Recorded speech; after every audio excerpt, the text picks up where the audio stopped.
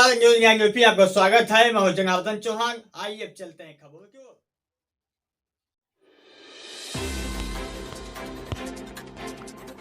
खबर आजमगढ़ से आजमगढ़ अतरौलिया समाजवादी पार्टी कार्यालय पर दलित समाज के सम्मेलन का किया गया आयोजन। कार्यक्रम में पहुंचे हजारों की संख्या में अनुसूचित समाज के लोग। इस कार्यक्रम के मुख्य अतिथि अम्बेडकर नगर के पूर्व सांसद एवं त्रिभुवन दत्त एवं चंद्रशेखर चौधरी, बाबा साहेब वाहिनी रहे एवं विशिष्ट अतिथि समाजवादी पार्टी के राष्ट्रीय महासचिव बलराम यादव एवं क्षेत्रीय विधायक डॉक्टर संग्राम यादव रहे।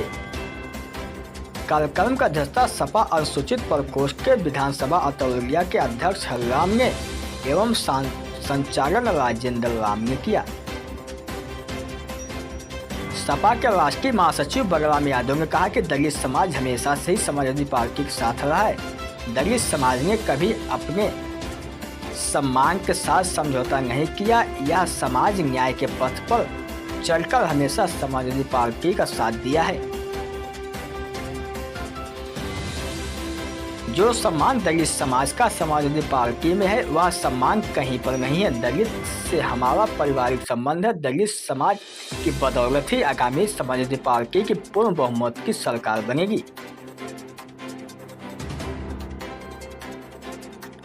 आइए सुनाते हैं कि मुख्य अतिथि अम्बेडकर नगर के पूर्व सांसद त्रिभुवन दत्त तिवारी और क्षेत्रीय विधायक डॉक्टर संग्राम यादव ने क्या कुछ कहा।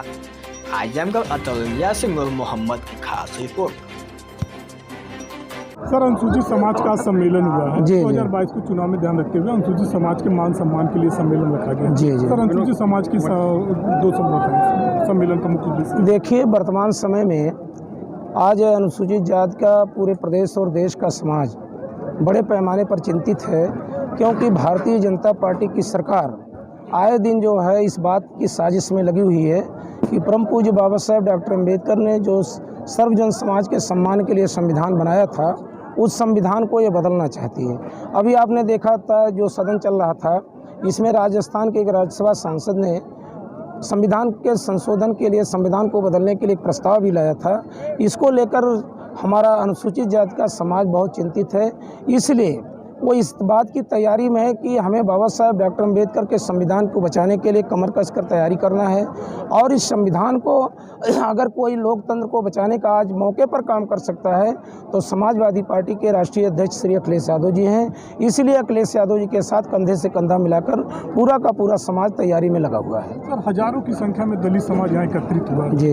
लगभग 4 किलोमीटर लंबी गाड़ियों का काफिला लगा है और हजारों की संख्या में समाजवादी पार्टी कार्यालय में दलितों का एकत्रित हुए। सर, इससे क्या संदेश जाता है कि दलित समाज समाजवादी पार्टी की तरफ रुख कर भी पूरी तरह से 4 किलोमीटर आप अभी देख रहे हैं, आप देखेंगे आगे 44 किलोमीटर के दलित नजर आएंगे, क्योंकि देश की आबादी का सबसे बड़ा हिस्सा दलित समाज है और जिनके बुजुर्गों ने बहुत ही आंदोलन करके इस देश को बचाने का काम किया है। मैं आपको बताना चाहूँगा, इतिहास के पन्ने में आप जाएंगे, जब अंग्रेजों ने जलियांवाला बाग में जनरल डायर ने गोली चला करके हिंदुस्तानी निर्दोष लोगों को, लाखों लोगों को मरवाने का काम किया था, तो उसका बदला लेने के लिए भी कोई लंदन की धरती पर जा करके अगर उसका बदला लिया था तो वो दलित समाज का बेटा डॉक्टर ऊधम सिंह जी था, जो एक दलित समाज का बेटा था और पार्लियामेंट में जा करके उन्होंने गोली मारने का काम किया था। इसलिए आज दलित समाज का हर नौजवान, हर पढ़ा लिखा व्यक्ति इस बात की तैयारी में है कि हमें संविधान की रक्षा करना है और चाहे जो कुर्बानी देने की जरूरत पड़ेगी, हर कुर्बानी को दे करके इस प्रदेश का अगला मुख्यमंत्री अखिलेश यादव जी को बचाएंगे, लोकतंत्र को बचाएंगे, संविधान को बचाएंगे। क्या सर लगता है 2022 में दलित समाज से तमाम उधम सिंह पैदा होंगे? निश्चित तौर से। अगर संविधान की तरह आप लोगों ने देखा होगा कि जब एक बार अटल बिहारी वाजपेयी जी इस देश के प्रधानमंत्री थे, उन्होंने संविधान की समीक्षा की बात की थी, तो ऊधम सिंह के ही बताए हुए रास्ते पर चल करके माननीय कांशीराम साहब ने संविधान बचाओ साइकिल यात्रा पूरे हिंदुस्तान से निकाला था और कन्याकुमारी से लेकर के कश्मीर तक 4000 किलोमीटर साइकिल चला करके माननीय कांशीराम साहब ने समाज को तैयार किया था। उसी तरह से आज हम लोग माननीय कांशीराम साहब के एक पुजारी और अनुसूचित जाति का अनुसूचित समाज का सम्मेलन हुआ था, जिसमें हजारों की संख्या में अनुसूचित समाज के लोगों ने कार्यालय पर एकत्रित हुए। आपको क्या लगता है विधायक जी, अनुसूचित समाज का रुख समाजवादी पार्टी की तरफ हो गया? देखिए, अब जो होशियार है समझ सके तो समझे, ना समझे तो अनाड़ी है।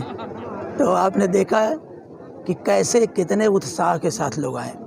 हमारी माताएं बहनें सज धज करके, नौजवान साथी झंडा नारा लगा करके, और साफ साफ उन्होंने कहा कि अम्बेडकर वादियों का इनकलाब होगा और 22 में बदलाव होगा।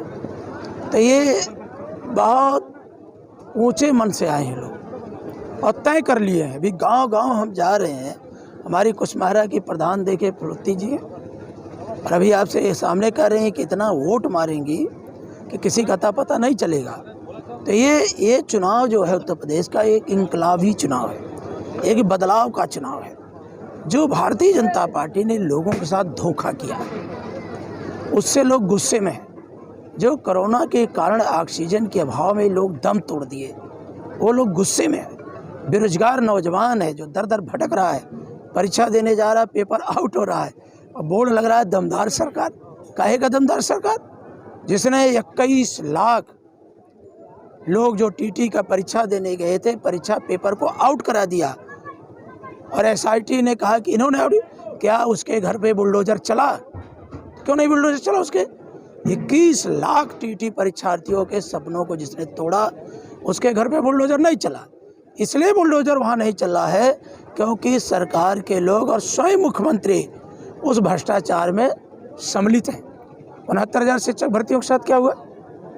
अभी सरकार कह रही गलती हो गई। गलती नहीं, बहुत ज़्यादा पद को सरकार हड़प ली।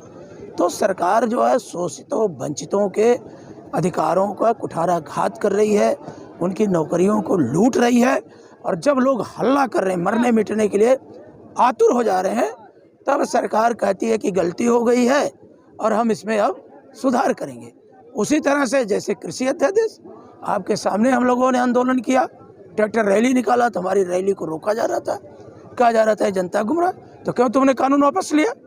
तो असल में सरकार इस देश को अडानी के हाथों गिरवी रखना चाहती है, अंबानी के हाथों बेचना चाहती है, पूंजीपतियों के हाथ सामने घुटने टेकती हुई है। ये भ्रष्टाचारी लोग हैं, ये कभी देश के लिए काम ही नहीं किए। अगर ये देश के लिए काम करते तो शोषितों वंचितों के लिए कोई विश्वविद्यालय बनाए, कोई अस्पताल बनाए।